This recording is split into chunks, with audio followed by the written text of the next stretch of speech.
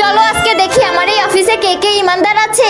আরে রাকিব, বাস এখানেই থেমে যাও। তো আমি এখানে সব টাকা ফেলে দিই। আরে ম্যাডাম, আপনি এখানে আপনার সব টাকা কেন ফেলে দিলেন? আরে রাকিব, আজকে আমি এমপ্লয়ীদের টেস্ট নিব।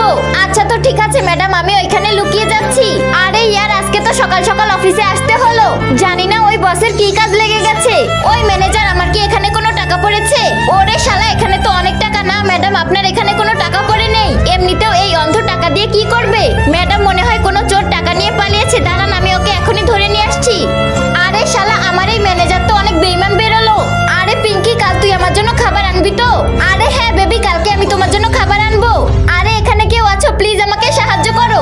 ম্যাডাম, আমার কি এখানে কোনো টাকা পড়ে আছে? আরে পিঙ্কি, চল চল জলদি এই সব টাকা উঠিয়ে নে। আরে ভাই সাহেব, আপনাদের আবার কি হলো? আরে না ম্যাম, এখানে তো আপনার কোনো টাকাই নেই। ইয়ার, স্বাস্থ্য মজাই চলে এলো। জলদি চলো, আমাদের লেট হচ্ছে। হ্যাঁ পিঙ্কি, চল চল। আরে ইয়ার, ওরা দুইজন তো আমার টাকা নিয়ে পালিয়ে গেল। আরে ইয়ার, আজ তো আমি অনেক লেটে এসেছি। জানি না বস আমাকে কি কি বলবে। আরে ম্যাডাম, প্লিজ আমাকে হেল্প করুন। এখানে আমার কিছু টাকা পড়ে গেছে। প্লিজ এগুলো উঠিয়ে সুটকেসে ভরে দিন। আরে হ্যাঁ ম্যাডাম, এখানে তো আপনার অনেক টাকা পড়ে আছে। দাঁড়ান, আমি সব টাকা সুটকেসে ভরে দিচ্ছি। এই নিন ম্যাডাম আপনার টাকা। আরে মেয়ে, তুমি তো অনেক ইমানদার। দেখবে তোমার এই ভিডিওতে সবাই লাইক সাবস্ক্রাইব